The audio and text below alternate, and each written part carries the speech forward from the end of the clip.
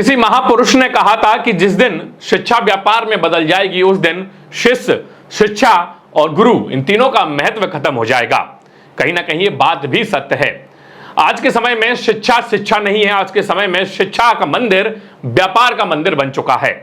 हर जगह, हर स्कूल में, प्राइवेट स्कूलों में खासकर सिर्फ और सिर्फ शिक्षा को व्यापार के नजरिए से देखा जाता है। पहले जब हम और आप स्कूल जाते थे तो उस समय आपको याद होगा कि हम अपनी पुरानी पुस्तकों का उपयोग किया करते थे।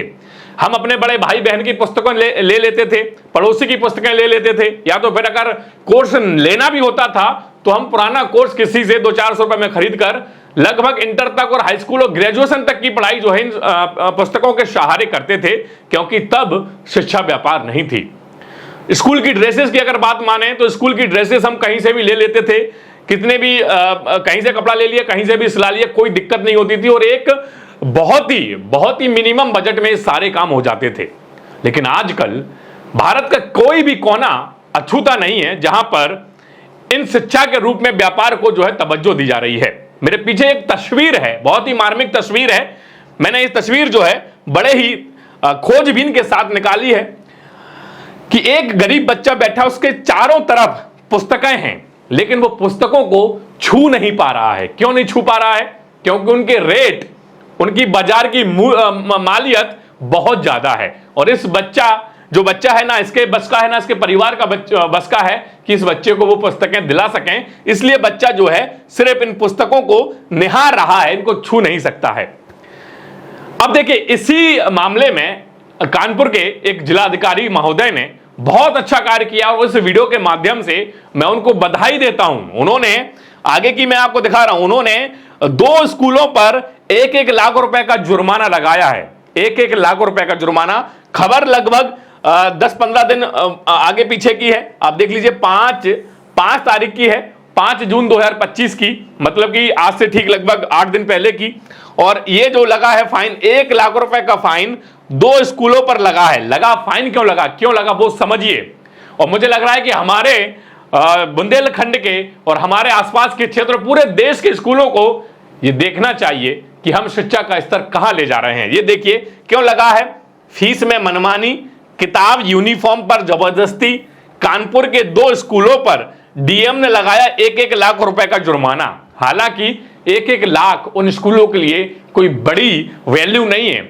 1 लाख रुपए तो वो 1 मिनट में चुका देंगे, क्योंकि 10 बच्चों का कोर्स और 10 बच्चों की स्कूल की ड्रेस और पूरी फीस उनके 1 लाख रुपए से कई गुना हो जाएगी। वो 1 लाख रुपए तो मिनटों में चुका देंगे। लेकिन कहीं ना कहीं जिलाधिकारी महोदय ने जो है उनको सबक सिखाने का कार्य किया है और उनके जरिए संदेश दिया है कि ये शिक्षा माफियाओं, सुधर जाओ, अभी वक्त है। गरीबों का खून बच्चों के फीस के रूप में, यूनिफॉर्म के रूप में, किताबों के रूप में मत चूसो।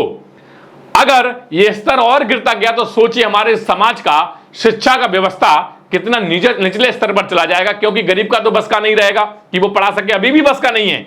आगे मैं बता रहा हूं कि ये क्यों इन पर ये फाइन लगाया गया और कौन कौन से ये 2 हैं, ये स्कूल थे। ये देखिए, पूरा कानपुर के 2 प्रमुख स्कूलों पर 1-1 लाख रुपए का अर्थदंड।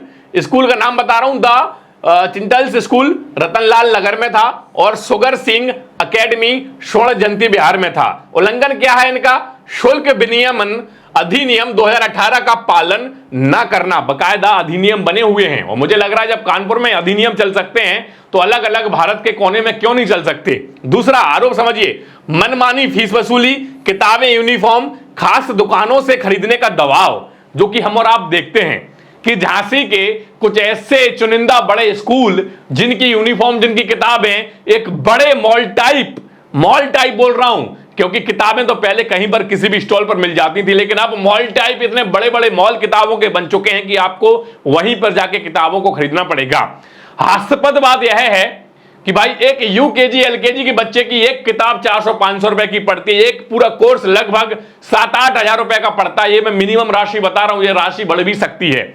स्कूल के नाम के अकॉर्डिंग, स्कूल का जो ब्रांड है उसके अकॉर्डिंग ये वैल्यू बढ़ भी जाती है। अब आप समझिए, जांच अधिकारी प्रशांत कुमार द्विवेदी जो शहर जिला विद्यालय निरीक्षक हैं, इन्होंने जो है ये पूरी जांच बिठाई थी। आदेश 1 सप्ताह के भीतर जुर्माना जमा करने का निर्देश। बैंक खाता जो है वो जो है जमा करना है, विद्यालय निरीक्षक के पदनाम से संचालित खाते में जमा करना है।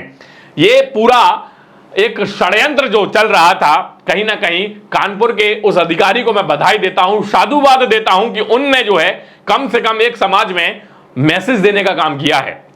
और मैं सभी विद्यालयों के उन मालिकों से और अपने अधिकारियों से और अपने नेताओं से विनती करता हूं कि भाई कम से कम इन पर लगाम लगाइए, क्योंकि ये दिन ब दिन बढ़ता चला जा रहा है। ये कुछ 100 रुपए से शुरू हुआ था और आज कई विद्यालयों में कई लाख तक ये पहुंच चुका है।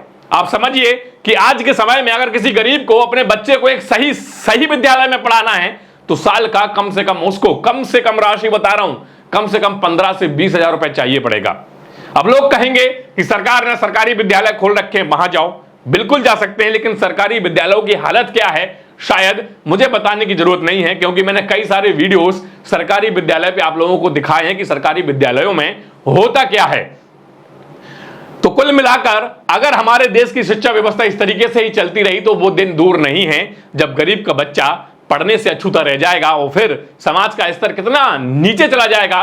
शायद हम और आप इस पर विचार कर सकते हैं, हम सोच सकते हैं, हम समझ सकते हैं कि सरकार भी सोच सकती है कि भाई आखिरकार ऐसा क्यों है, क्यों शिक्षा व्यवस्था को जो है एक बिजनेस बना दिया, बिजनेस मॉडल बना दिया, जहां पर लोग अब जो है विद्यालय खोलते नहीं है, विद्यालय में इन्वेस्ट करते हैं ताकि उनको अच्छे रिटर्न मिल सकें।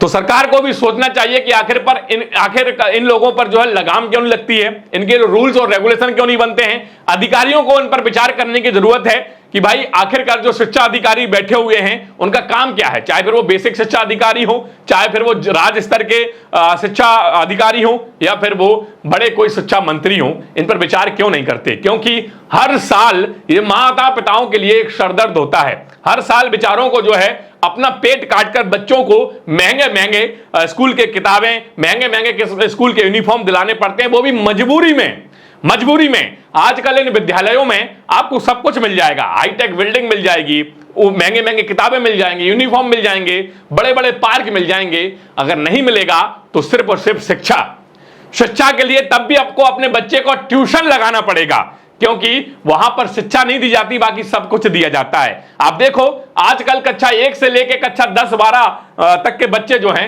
महंगे महंगे स्कूलों में पढ़ते हैं, जहां पर हजारों लाखों फीस उनके माता पिता भर रहे हैं, उसके बावजूद भी उनको स्कूल के बाद ट्यूशन भी जाना पड़ता है, जहां पर माता पिता अलग से 2-4-10 हजार रुपए महीने के खर्च करते हैं। मतलब विद्यालयों में सब मिलता है शिक्षा को छोड़कर, और मुझे लग रहा है कि इस पर लगाम लगाने की जरूरत है। अगर आप मेरी बात से सहमत हैं तो वीडियो को शेयर कीजिए और इन शिक्षा माफियाओं के मुंह पर तमाचा मारिए और अधिकारियों को चेताइए, नेताओं को चेताइए। हो सकता है कि शायद आपकी छोटी सी पहल आपकी काम आ जाए और शायद इस पर सरकार या अधिकारी कुछ एक्शन ले लें, क्योंकि हर एक चीज में तो ये एक्शन लेते हैं कि मीडिया वालों को विद्यालय में जाने की अनुमति नहीं है, मीडिया वालों को निजी विद्यालयों में झांकने की जरूरत नहीं है, मीडिया वालों को किसी भी शिक्षा अधिकारी से या फिर किसी भी शिक्षा के विद्यालय से जबरदस्ती कुछ पूछने की अनुमति नहीं है। लेकिन इनको यह अनुमति है कि इस तरीके से ये लाखों करोड़ों रुपए का जो है व्यापार हर साल कर लेते हैं सिर्फ और सिर्फ शिक्षा के नाम पर। तो उम्मीद है कि वीडियो को आप शेयर जरूर करेंगे। वीडियो अच्छा लगा हो तो कमेंट करके बताइए कि कैसा लगा। अगर आप हमें सपोर्ट करना चाहते हैं तो ज्यादा कुछ नहीं, बस अब हमें फॉलो कीजिए, हमें यूट्यूब चैनल पर सब्सक्राइब कीजिए, हमें इंस्टाग्राम पर फॉलो कीजिए। आप हमारी ताकत बनिए, ऐसे वीडियो हम आपके लिए बनाते रहेंगे। चलिए मिलते हैं अगले वीडियो में, तब तक के लिए जय हिंद, जय भारत।